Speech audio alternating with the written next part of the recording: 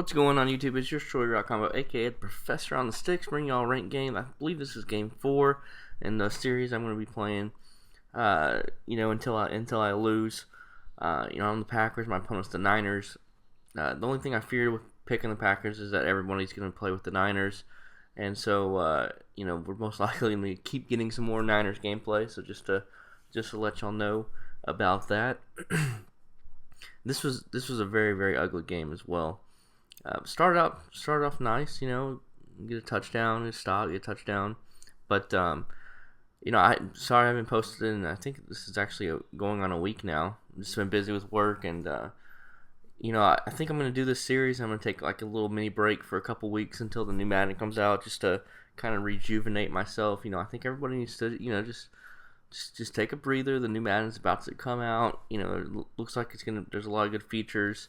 I'm not one. I haven't, posted, the like 10-second videos or whatever and like dissected it or whatever for Madden 15. But it looks like there's gonna be a lot of good things on defense, minus the whole like player lock thing. That's type of features that EA just uses as a selling point. No one really uses it, and if people do use it, that means it's just gonna be really overpowered. So hopefully, I guess when you play tournaments or whatever, they'll probably ban, player lock or something like, or all that stuff. But those are features that I feel like EA just continually puts in and wastes time on, instead of just improving the game overall, instead of letting just the, average player or bad player, very beginner player, say, oh, that looks pretty cool. I can just lock on and get a point of view from the linebacker's eyes or whatever. But I don't know. I'm not a huge fan of all that junk. So I sent a nice B gap last play, got a sack, was able to get an interception the next play, so I'm up 10-0. Everything's looking good and golden. And when I play these ranked games last for a pretty long time, and I get bored.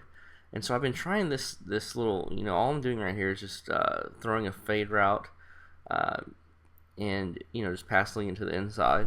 I've had a lot of success with it. So on a couple different like trips formations, it's very effective. And then so I decided to try out in strong close and just motion out that X receiver out and then do it. And it is pretty effective, but it's not 100% every time. And look at this grab by the fullback and then going for the first down. We're getting that 15 yards. That's good effort right there. That's what I like to see. Now I just throw a lob dot. Oh man, that's Thumbs loves that little lob dot at strong close and kills me every time. But right here, once again, I'm trying it out with this different play.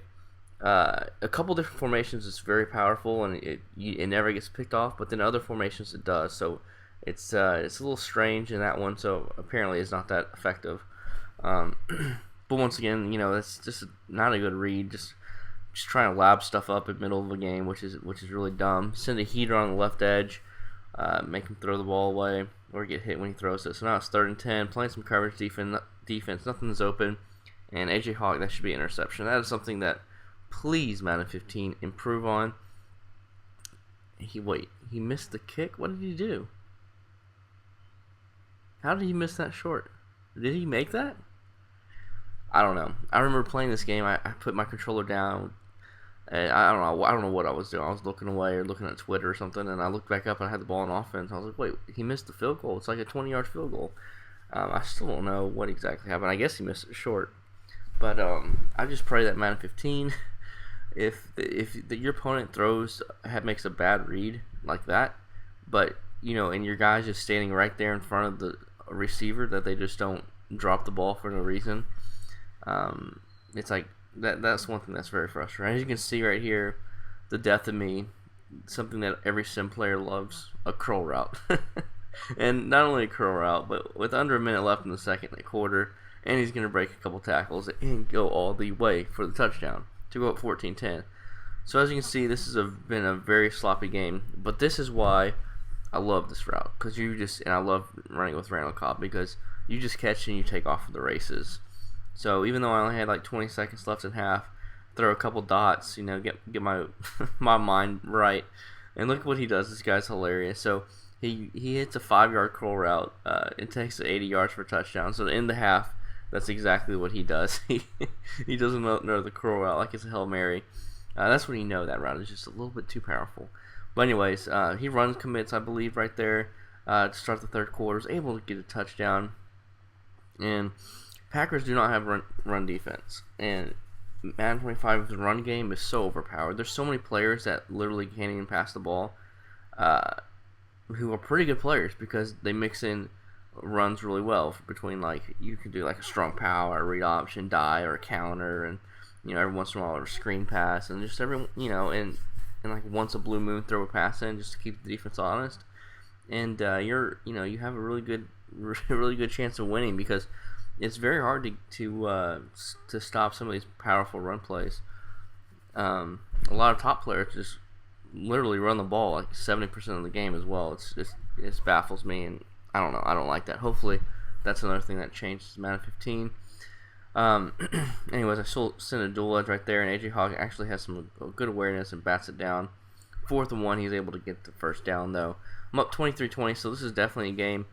Just the Red Sea just opened up right there on the run.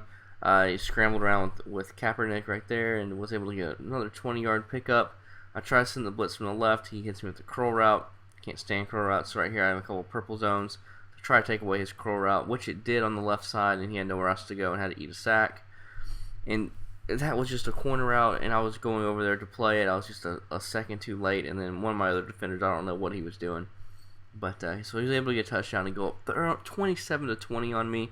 I'm just running some strong close, wide trail, throw a bolt pass lead to the inside and throw to that B receiver, sometimes the A, and try to get some dots. Had 2 drops in a row, so now it's 4th and 10.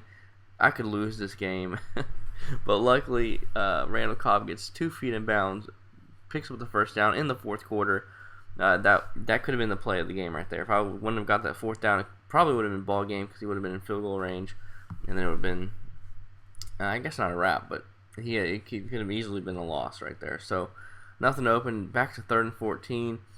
I think I catch him on the linebacker guarding that guy, so I was able to get an easy touchdown. A score with 3 minutes and 50 seconds left.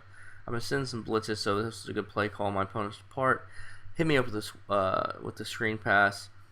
Did a play action scramble out, hit his fullback or tight end, get a nice first down. He's only down by 3, so all he has to do is get a field goal. I sent a blitz from the left. He ran right into it, and then he gets a diving catch to make it 3rd and inches. I stuff him to make it 4th and inches, and I'm selling out for the QB sneak or the fullback dive.